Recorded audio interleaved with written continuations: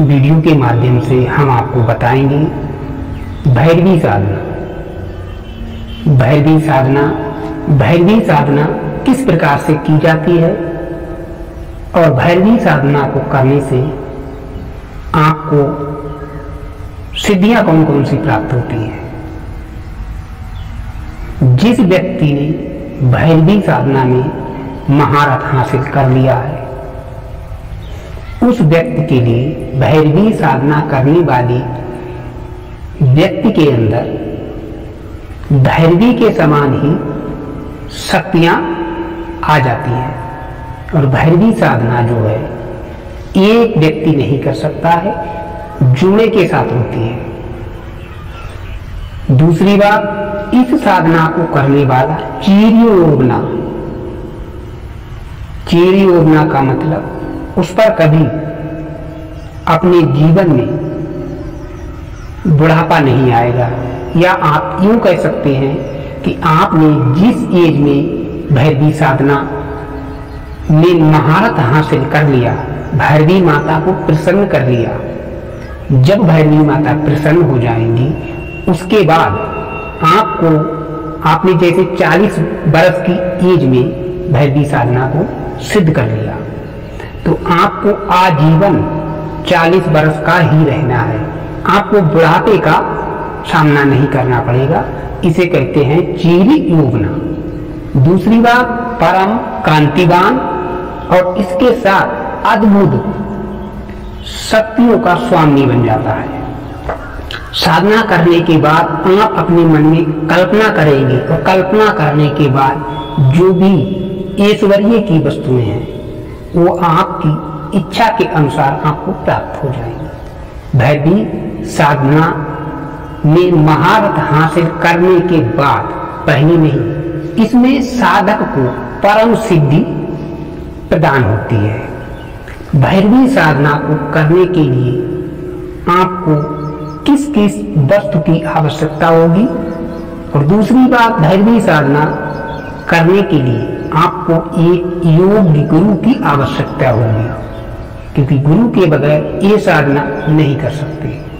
भैरवी साधना में सर्वप्रथम आपके लिए जिस चीज की पूजा करनी है, जिस देवी की पूजा करनी है, तो भैरवी माता का श्री चक्र और उस श्री चक्र के अंदर योनि चित्र, उस श्री चक्र के अंदर जो योनि चित्र स्थापित है उसकी आपको पूजा करनी है।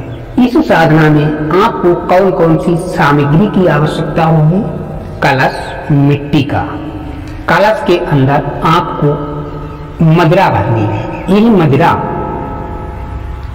औषधियों से बनी हुई होनी चाहिए और मंत्रों से इस मदिरा को सिद्ध किया जाता है। उसके बाद इस मदिरा को आप कलश के अंदर डालेंगे, पूरा कलश भर देना है।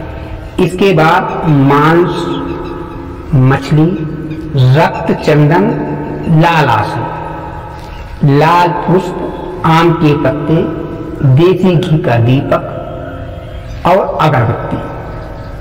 इसके बाद आप जिस स्थान पर साधना कर रहे हैं तो आप एक रूम के अंदर साधना करेंगे। रूम बड़ा होना चाहिए। जमीन को स्वच्छ कर लें। उसके बाद श्री चक्र का निर्माण करें और श्री चक्र के अंदर योनि चित्र का निर्माण करें। इसके ऊपर जो आपने मदिरा से भरकर कलश को तैयार किया है, उस कलश को योनि चित्र के ऊपर स्थापित करना है। उसके बाद इस कलश के मुख के ऊपर जो आम के पत्ते हैं टहनी सहित होने चाहिए, उन्हें आप कलश के ऊपर रख दें। इस चीज का आप ध्यान रखें, जब आप आम के पत्ते कलश के ऊपर रखें तो उसमें जो डंठल होता है वह डंठल नीचे की तरफ मदिरा से स्पर्श होता है। इस प्रकार से आप कलश के ऊपर आम के पत्ते रख दें। उसके बाद एक बड़े से सकोरे के अंदर देसी घी डालकर दीपक उज्जवलित करें और उस दीपक को आम के पत्तों के ऊपर स्थापित कर देना है। उसके बाद भैरवी के साथ आसन पर बैठकर मंदमास वहां पर कलश के पास में स्थापित कर देना है। इस चीज का आप ध्यान रखें। साधना करने वाले स्त्री और पुरुष जो है शिव का स्वरूप माना जाता है। साधना करते समय पुरुष का रूप शिव के समान होता है और आपने भैरवी साधना के लिए जिस स्त्री का चयन किया है उस स्त्री का स्वरूप साधना के समय भैरवी देवी के समान माना जाता है। आप अपने मन के अंदर काम भाव कदापि ना आने दें। साधना के उद्देश्य से आपके मन में विचार होने चाहिए, काम भाव के विचार साधना के समय नहीं होने चाहिए। यदि आपको साधना में महारत हासिल करना है तो आपको बहुत बड़ा अपने अंदर से कंट्रोल करना होगा, उसके बाद ही इस साधना में आप महारत हासिल कर सकते हैं। दीपक प्रज्वलित कर दें, पास में वेदी बना दें। उसके बाद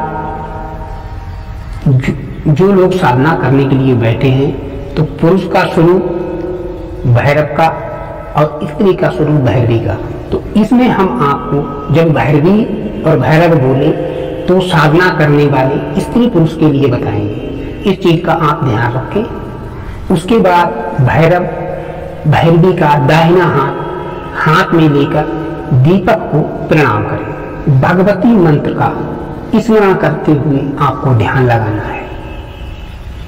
आपके शरीर पर कोई भी वस्त्र, किसी प्रकार का कोई धागा नहीं होना चाहिए। इस साधना में निर्वस्त्र हो जाना है। यही मंत्र आपको 108 बार पढ़ना है। उसके बाद आपने जो मदिरा से भरा हुआ पात्र रखा है उस पात्र में से थोड़ी सी मदिरा लेनी है और जो आपने वेदी बनाई है उसके पास में आपको अग्नि उज्जवलित करनी है और उस अग्नि के ऊपर मंत्र पढ़ते हुए मदिरा से कुछ छींटे देने हैं। इसके बाद भैरव को, जो भैरवी को आपने बनाया है, तो मदिरा से इस कलश में स्पर्श करने के बाद मस्तक पर, ललाट पर, भैरवी के ललाट पर मदिरा से तिलक करना है। इसके बाद आप जो कलश के ऊपर पत्ते और दीपक रखा था उसको साइड में रख देना है, क्योंकि अब आपको कलश के अंदर की मदिरा से कई कृत्य करने होंगे। इसलिए थोड़ी देर के लिए आप दीपक और पात्र को पास में रख दें। मंत्र आपका चलता रहेगा और इसके बाद आपको मदिरा में उंगली का स्पर्श करना है और भैरवी के प्रत्येक अंग पर मदिरा से स्पर्श करना है। मदिरा में उंगली को स्पर्श किया, मंत्र आपका चलता रहेगा। मस्तक पर, नाक पर, कानों पर, बाहों पर, शरीर के प्रत्येक अंग पर स्पर्श करना है मदिरा से।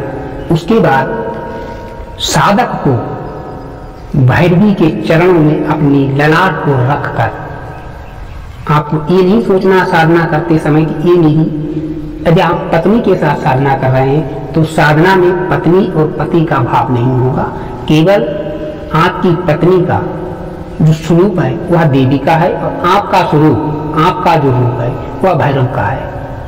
इसलिए जो व्रत के नियम होते हैं, साधना करते समय व्रत के कोई भी नियम आपको नहीं अपनाने हैं। तो आपने जो भैरवी का चयन किया है उनके भैरवी के चरणों में अपने मस्तक को रखकर और साधना की सिद्धि के लिए प्रार्थना करनी है। उसके बाद भैरवी आपके सिर पर हाथ फेरते हुए आशीर्वाद देती है।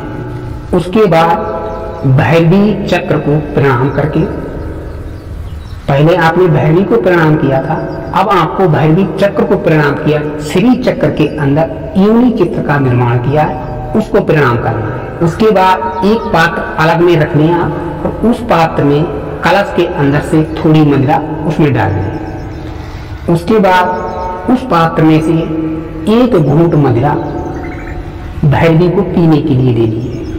वही मदिरा जो भैरवी ने अपने मुख से स्पर्श किया है, आप थोड़ा सा चाहे पी सकते हैं और चाहे अपने ऊँटों से लगाकर स्पर्श कर सकते हैं। उसके बाद वही जूठी मदिरा उस कलश के अंदर डाल देनी है। विचार नहीं करना है, क्योंकि पूजा में बैठी हुई आपके साथ आपकी पत्नी इस समय देवी के समान भैरवी ही है, इसलिए विचार नहीं होना चाहिए। भैरवी को सिंदूर का टीका लगाना है और उसके बाद जो बची हुई मदिरा आपने पात्र में निकाली है उस मदिरा को दोनों लोग मिलकर ग्रहण करना है।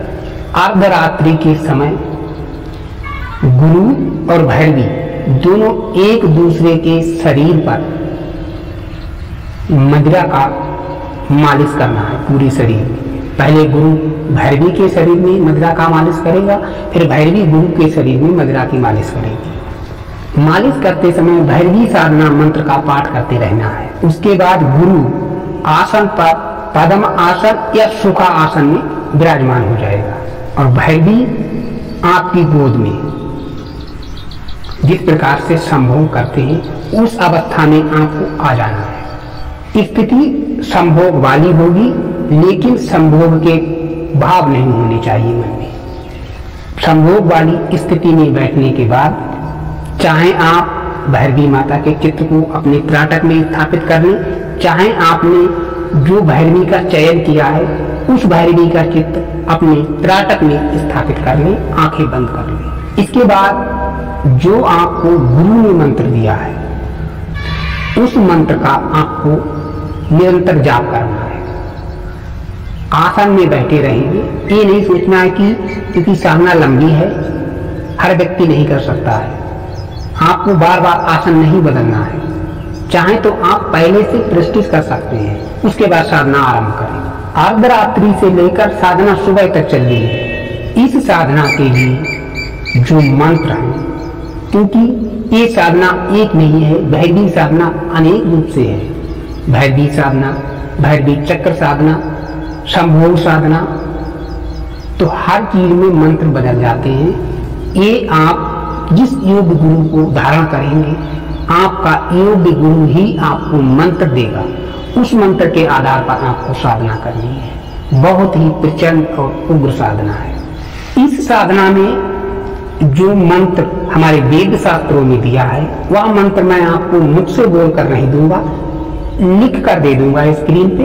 आप इसे पहले नोट कर लें और नोट करने के बाद पहले मुखस्त याद कर लें, जिससे साधना करते समय आपको कोई परेशानी ना हो। इस मंत्र को आप पहले नोट कर लें, नोट करने के बाद मुखस्त याद कर लें, जिससे आपको साधना के समय कोई परेशानी ना हो। क्योंकि साधना करते समय आपके हाथ आगे होंगे, नेत्र बंद होंगे और मस्तक में त्राटक में भैरवी चित्र स्थापित है। तो इसलिए आपने मंत्र पहले से याद करके रखा है, तो मंत्र का स्मरण मानसिक रूप से करते रहें। यही जानकारी केवल भैरवी चक्र साधना से संबंधित है। भैरवी चक्र से संबंधित 108 साधनाएं हैं। इसके लिए आप किसी योग गुरु के मार्गदर्शन में करें तो आपके लिए ज्यादा लाभदायी होगा, क्योंकि गुरु के द्वारा दिया हुआ मंत्र बहुत जल्दी काम करता है और बगैर गुरु के दिया हुआ मंत्र इतनी जल्दी काम नहीं करता है। और आपने गुरु धारण नहीं किया है और साधना करने लग गए तो आपको इतनी जल्दी फल प्राप्त नहीं होगा। जिन लोगों ने बिल्कुल ही अपने जीवन में ही गुरु धारण नहीं किया है, तो वे लोग चाहें तो शिव को अपना गुरु मान के साधना आरंभ कर सकते हैं, या गुरु गोरखनाथ को अपना गुरु मानकर साधना आरंभ कर सकते हैं। गुरु गोरखनाथ को, गुरु शिव को अपने जीवन में आपको गुरु किस रूप में धारण करना है, इस चीज की जानकारी हम आपको आगे देंगे। और इसी के साथ हम आपसे अनुमति चाहेंगे। सभी दर्शकों के लिए जय श्री कृष्ण, जय।